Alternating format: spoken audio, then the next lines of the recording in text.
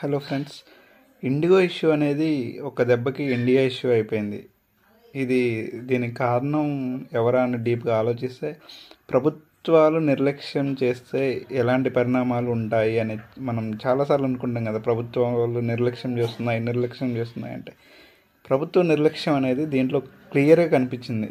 ఎందుకంటే ఒక కోర్టు కొన్ని రూల్స్ పాటించండి, ఈ రూల్స్ పాటించడం వల్ల సేఫ్టీ అనేది చాలా ఇంపార్టెంట్ మనకి. అదేవిధంగా ఎంప్లాయీస్కి కూడా మనం కొంత ప్రివిలేజెస్ ఇవ్వాలి. వాళ్ళ ఎంప్లాయీస్ మంచిగా కంఫర్టబుల్గా వర్క్ చేయగలిగితేనే సేఫ్టీ అనేది ఉంటుంది అనేసి కొన్ని రూల్స్ పాటించమని పంపించినప్పుడు, ఆ రూల్స్ పాటించడం వల్ల కలిగే ఇంపాక్ట్స్ ఏంటి, దీనికి సరిపడా ఎంప్లాయీస్ ఉన్నారా లేరా, అసలు ఆన్ యావరేజ్గా ఎంతమంది ఫ్లైట్స్ యూజ్ చేస్తున్నారు, ఈ డాటా అంతా ఉంటుంది. ఇప్పుడు ఏ డిపార్ట్మెంట్ అయినా, టెలికమ్యూనికేషన్స్ అయినా, ఎయిర్లైన్స్ అయినా, వాళ్ళు ప్రత్యేకంగా డిపార్ట్మెంట్ పెట్టి దానికి ఒక మంత్రిని పెట్టి దానికి ఒక కొంతమంది ఎంప్లాయీస్ని కేటాయించినప్పుడు ఇదేమి న్యాచురల్ డిజాస్టర్ ఏం కాదు కదా.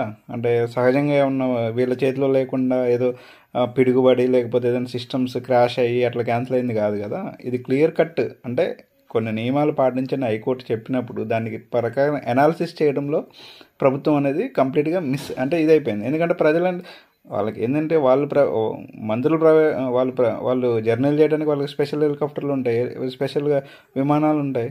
సో జనాలు కదా ఇబ్బంది పడేది. అందువల్ల వాళ్ళు నిర్లక్ష్యం వహించారు దీని మీద. క్లియర్ కట్గా జూలైలో కొన్ని నియమాలు పాటించండి, తర్వాత మళ్ళీ గ్యాప్ ఇచ్చి నవంబర్లో కొన్ని నియమాలు పాటించండి అని ఇంత టైం క్లియర్గా ఇస్తే, దీని మీద ఎలాంటి అనాలిసిస్ చేయకుండా ఒక ప్రైవేట్ సంస్థ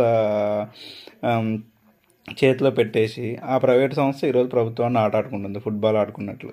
అంటే వీళ్ళు దిగిరారు, జనాన్ని ఎయిర్పోర్ట్లో తీసుకొచ్చి అక్కడ క్యాన్సిలేషన్ చేసి జనాల్ని రెచ్చగొడితే, జనాల బాధలు, పెయిన్లు అవన్నీ తెలిస్తే అప్పుడు ప్రభుత్వం దిగి వచ్చింది అన్న ఉద్దేశంతో చేసినట్లు ఉంది. సో ఏదైనా ప్రభుత్వాలు, ఏదైనా డిపార్ట్మెంట్లో పనిచేసే వాళ్ళు, ఇది న్యాచురల్ క్రిసైస్ కాదు, మాన్యువల్గా వేరే ఒక ప్రైవేట్ సంస్థ క్రియేట్ చేస్తున్న దీన్ని మనం అరికట్టలేకపోయామంటే what do you say friends?